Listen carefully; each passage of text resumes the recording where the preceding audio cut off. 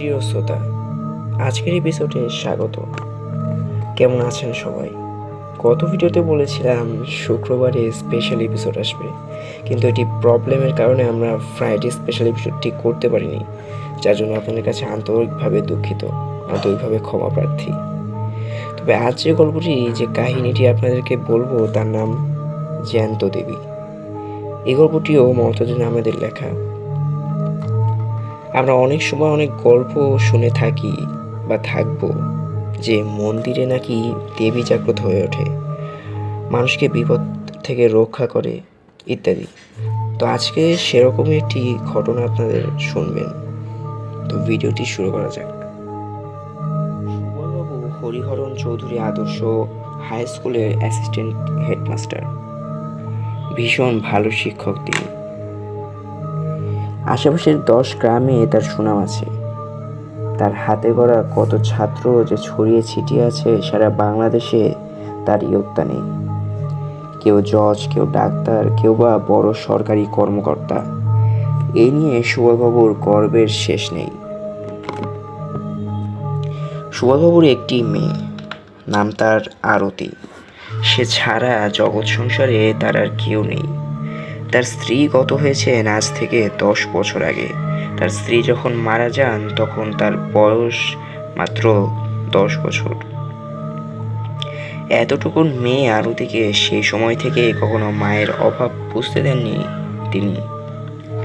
পৃথিবীতে এই মেয়েটি ছাড়া তার আর আপন বলতে কেউ নেই। তার আদরের কন্যা আরতির বিয়ে 3 দিন পর ভালো একজন পাত্র পাওয়া গেছে। পাত্ররা বনেদি বংশ, বাপদাদাদের এক নামে চেনে 10 গাঁয়ের লোক। ওরাই আরতিকে পছন্দ করেছে। ছেলে ব্যারিস্টারি পড়তে লন্ডন চলে যাবে, তাই পাত্রপক্ষ তাড়াহুড়ো করছে।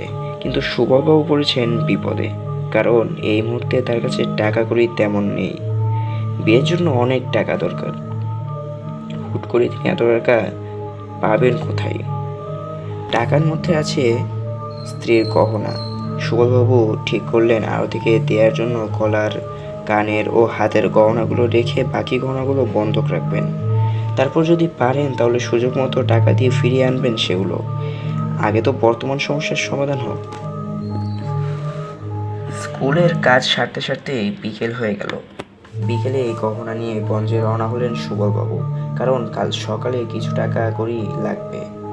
দুর্গা দুর্গা বলে বাবাকে বিদায় দিল আরতি। আর বাবাকে যতক্ষণ দেখা যায় ততক্ষণ দাওয়ায় দাঁড়িয়ে রইল সে। প্রতিদিন বাবার স্কুলে যাওয়ার সময় এমনই করে সে। সন্ধ্যার মধ্যে এই গঞ্জে পৌঁছে গেলেন সুবলবাবু। মা বুলিয়নের নিতাই তার বেশ পরিচিত লোক। তার কাছেই গহনা বন্ধক রাখলেন এবং লাখখানেক টাকা নিলেন তিনি। ধুতের আড়ালে কোমরে টাকার থলিটা গুজে বাড়ির উদ্দেশ্যে রওনা হয়ে গেলেন সুবলবাবু। আরও 5 ক্রোশ পথ পাঠিয়ে দিতে হবে। সন্ধ্যার পর এখানে রিক্সা চলাচল বন্ধ হয়ে যায়। অগত্যা পায়ে হেঁটেই চললেন তিনি। সুবলবাবুর কপাল মন্দ। বিপিন আর মাধব, এই 2 চোর তাকে মা বুলিয়ন থেকে টাকা নিতে দেখে ফেলল। তারা মাস্টার মশাইয়ের পিছু নিল। সুবলবাবু তখনও টের পাননি যে কেউ তার পিছু নিয়েছে। কালীবাড়ির ব্রিজের কাছে এসে তিনি টের পেলেন যে 2জন লোক তার পিছু নিয়েছে। সামনেই একটা জঙ্গল আছে, সেটা পথেই পড়ে। জঙ্গলে একটি কালী মন্দির আছে। জঙ্গলের পরই শুরু হয়েছে বিস্তীর্ণ ফসলের ক্ষেত। সেখানে কোনো বাড়ি ঘর নেই। হঠাৎ গুড়গুড় শব্দে ডেকে উঠল মেঘ। ফোঁটা ফোঁটা বৃষ্টির শুরু হলো। বিকেল হয়ে গেছিল বলে ছাতাটা সঙ্গে করে আনেননি সুবলবাবু, নইতে দিনের বেলায় তিনি সঙ্গে ছাতা রাখেন। আর আজ বাইরে বেশ বের হওয়ার সময় আকাশের অবস্থাও ভালো ছিল। আর চোখে পেছনে তাকালেন তিনি। 2 চোর চলার গতি বাড়িয়ে দিয়েছে। সুবলবাবুর বয়স হয়েছে, তিনি জানেন ওদের সাথে শক্তিতে তিনি পারবেন না। আর আশেপাশে কোনো বাড়িঘরও নেই যে লোকজনকে ডাক দেবেন। এখন ভগবানই একমাত্র ভরসা। তিনিও দ্রুত পা চালিয়ে চললেন। রাস্তায় কোনো লোকজনও নেই। বৃষ্টির ভাব দেখে আগেই ফিরে গেছেন বাড়ি। কেউ হয়তো বাড়ি থেকে বেরই হননি। এমন সময় ঝরঝর করে জোর ঢল নামলো। সুবলবাবু ভিজে একসা হয়ে গেল। ততক্ষণে জঙ্গলের কাছে কালী মন্দিরের কাছে চলে এসেছেন তিনি। পেছনে তাকিয়ে দেখলেন ওরা দুজন তখন তার পিছু পিছু আসছে। সুবলবাবু আর উপায় না দেখে চট করে ঢুকে পড়লেন কালী মন্দিরের ভেতরে। মন্দিরটা অনেক অনেক বছরের পুরনো, এখনও নিয়মিত পূজা অর্চনা হয় না।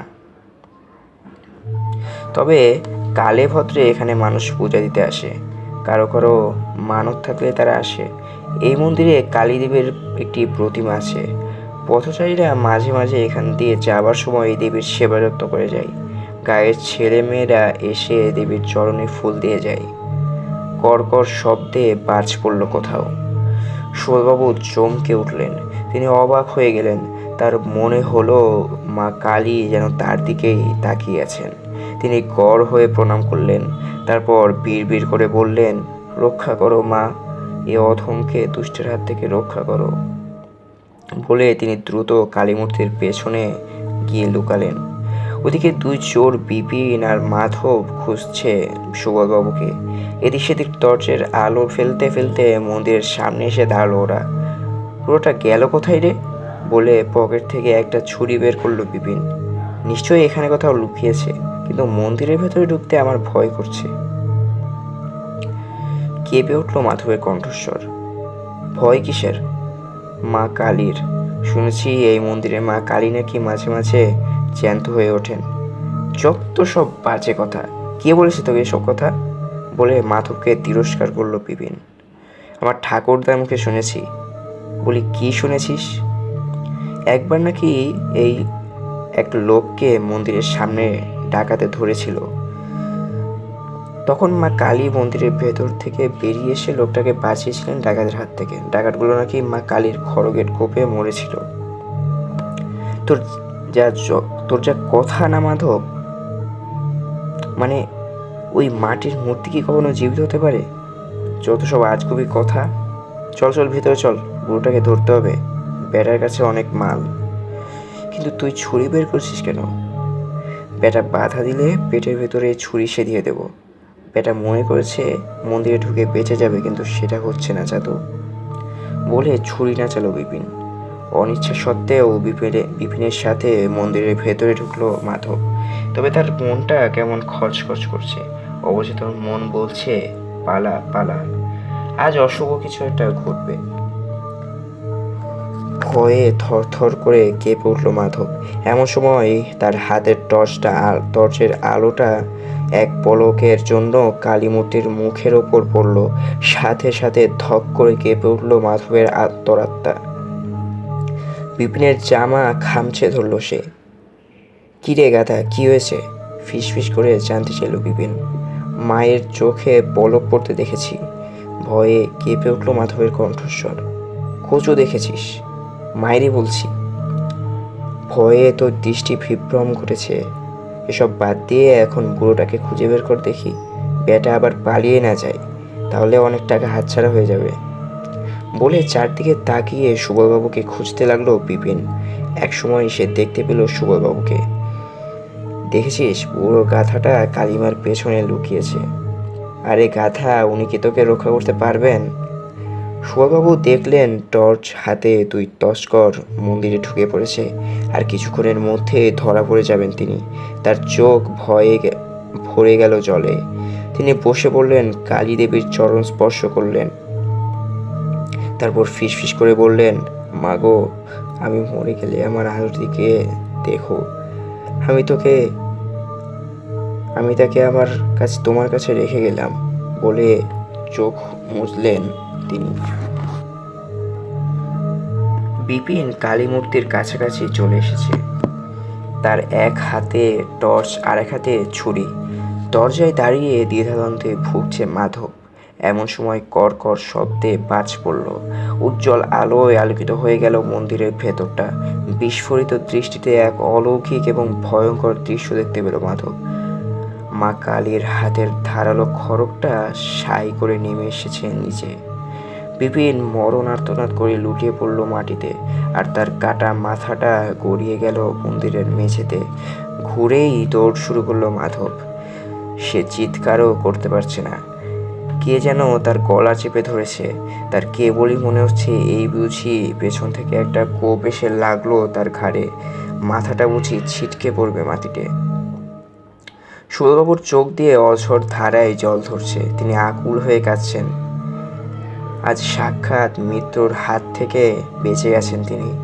মাকে প্রণাম করে ধীরে ধীরে মন্দির থেকে বেরিয়ে পড়লেন তিনি। মন্দিরের মাটিতে পড়ে আছে বিপিনের নিশার দেহ, একটু দূরেই গড়াচ্ছে তার কাটা মাথা। কালী মূর্তিটা ঠিক আগের মতোই জিভে কামড় দিয়ে দাঁড়িয়ে আছে। আগের মূর্তিটার সাথে এখনকার মূর্তিটার তফাৎ একটাই, আর তা হলো এই মূর্তিটার হাতের খড়ক রঞ্জিত লাল রক্তে। একে এখন অনেক বেশি জ্যান্ত মনে হচ্ছে।